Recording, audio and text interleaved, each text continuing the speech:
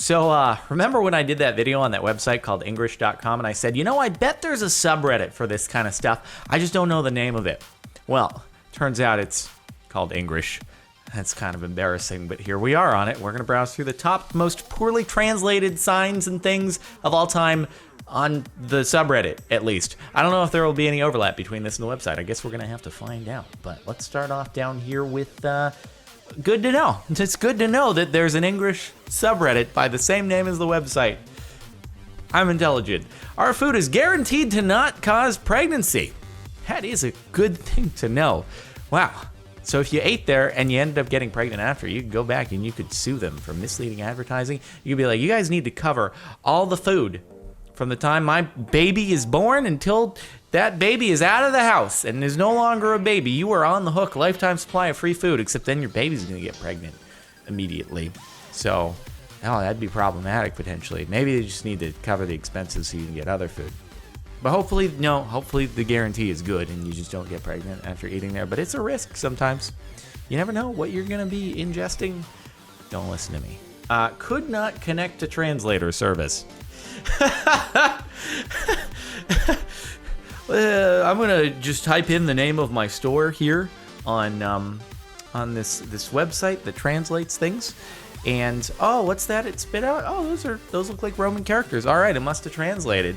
Let's just put this on the sign. I'm sure it worked. You would think that perhaps as the website designer, if you had an error, you would spit the error out in the input language so that the person would realize. Because if I was trying to say translate from English to Chinese and it spit out some Chinese characters that said could not connect to translator site, I wouldn't know. And I'd put those up too. Really a mistake that anyone could make. I sympathize with you. My sister found this in South Korea. I wish you ill health. How did that end up that way? You could just say, I wish you health. I wish you well. I don't know why you had to include ill and health simultaneously. I wish you many illnesses. I hate you lots. I would buy that, actually. It's like a super passive-aggressive gift to give to someone. Like, look at the smiley faces, but also I hope you die. I think I would have to buy that if I found it. And I never buy knickknacks when I'm places, but that I think I would have to purchase. Honestly, I bet some stores do it on purpose just because they know that tourists will laugh at it and want to buy it. It's like a marketing strategy almost at this point. So maybe I'd just be bamboozled. My brother's staying in a hotel in China. Hey, baby, look here. Welcome to our hotel, baby.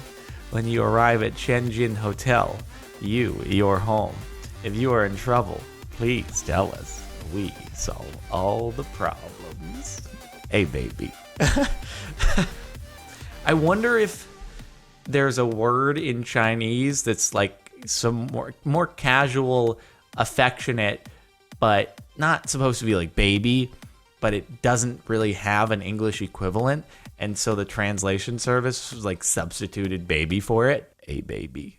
We will solve all your problems. Just tell us if you have them. For cripples. Oh, literally, it says for cripples. Woo! Hey, don't be offended at my reading the sign, all right? You can't blame them, I guess. I'm sure it's probably just the literal translation, but it's a bit of an insensitive way to phrase it when it comes to English, but maybe in Chinese, for example, it's just kind of how you just say that. Are euphemisms not really a thing in a lot of cultures? It's kind of like you just have, it is what it is. I'm curious if euphemisms are more of like a Western culture thing. You find, sincerely FBI USA.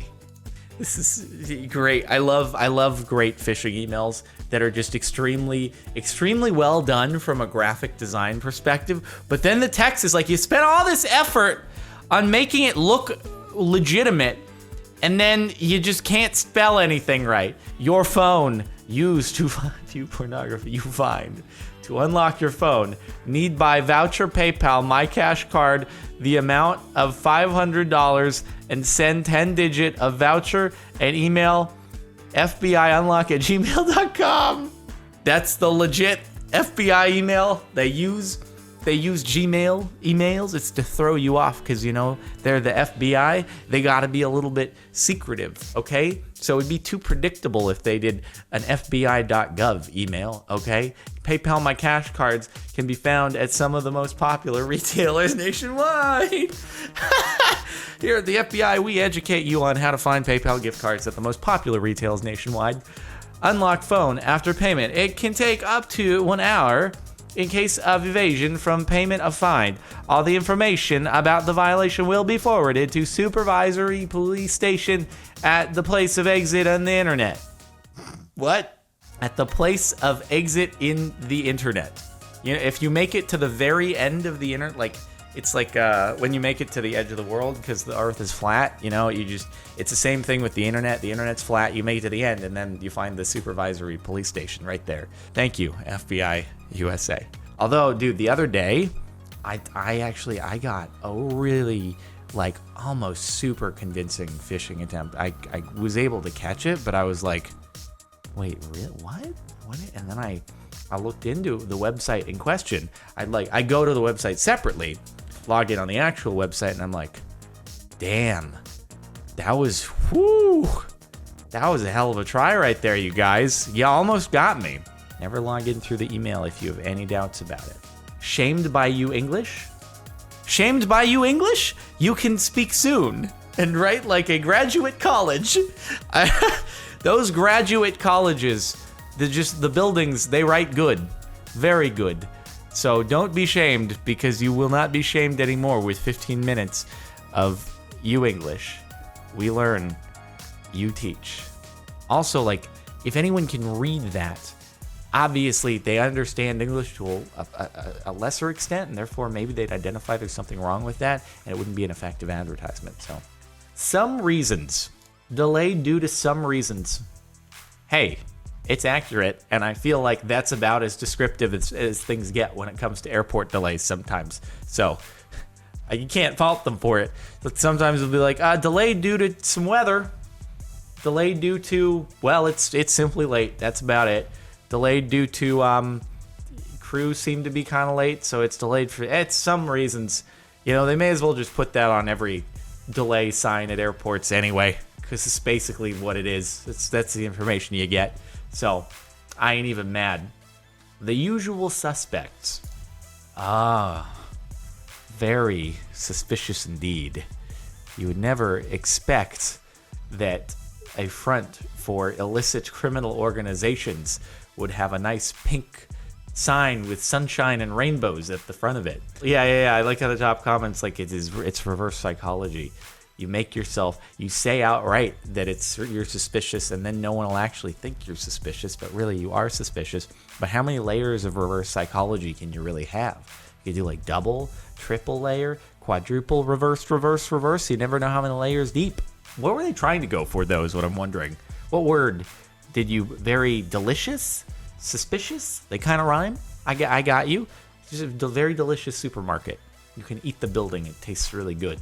Sounds delicious. Speaking of delicious, explodes the large intestine. It's really good, but you're going to hurt in the morning. Just so you know, it's going to be an explosion of flavor out the other end. It'll be the best thing you've ever tasted, but you know, nothing that good comes without a price. I can take a hint.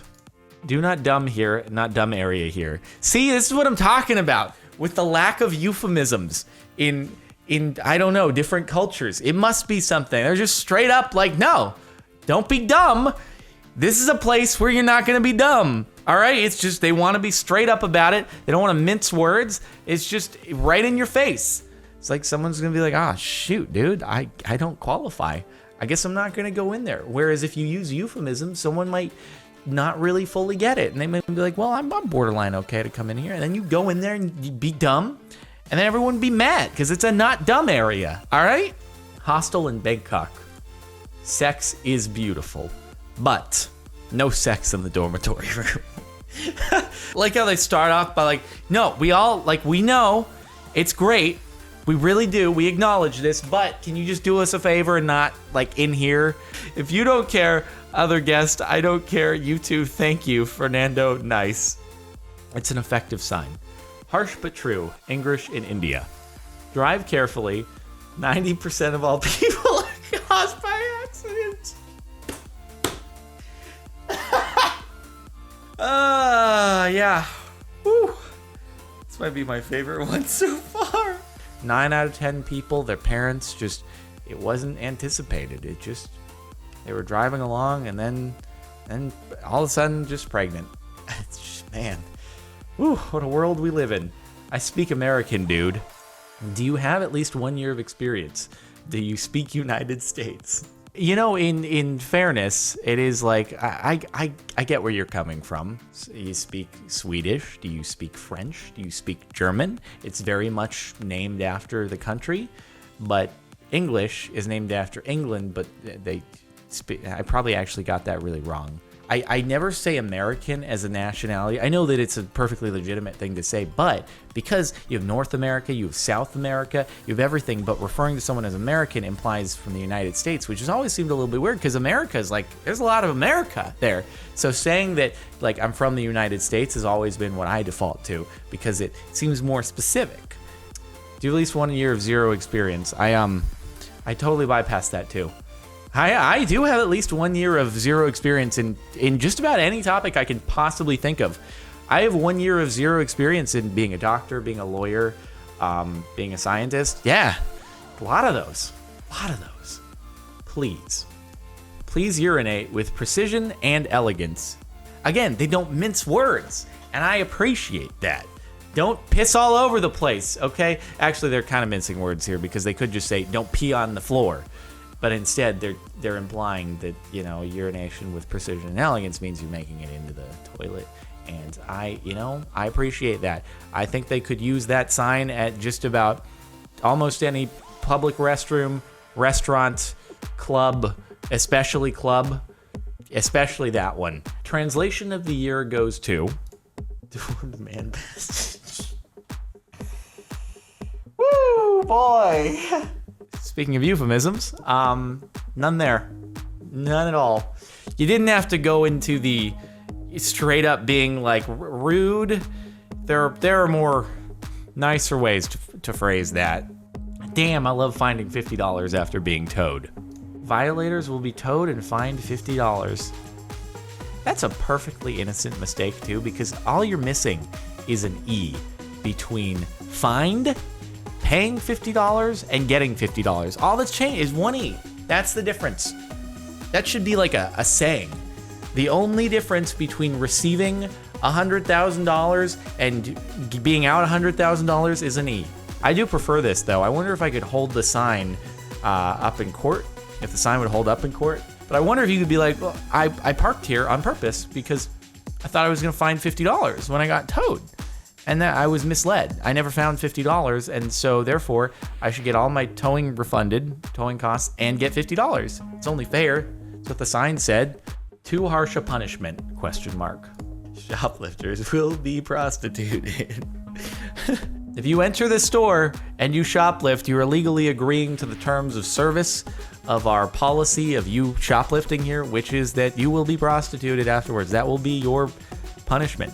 I want to go on a trip just for finding these signs, not to sightsee, just to go into as many shops and bathrooms as possible, hotels, just to find poorly translated things and start my own Engrish on Twitter. Anyway, I think that's it. Thanks so much for watching. Make sure to like if you like. Check the playlist in the description if you want to catch up on any of these Reddit videos. And subscribe if you're not already. And if you want to listen to the music playing in the background right now, it's linked to the outro over on the Marin Music channel. All right, I'll see you next time. You got me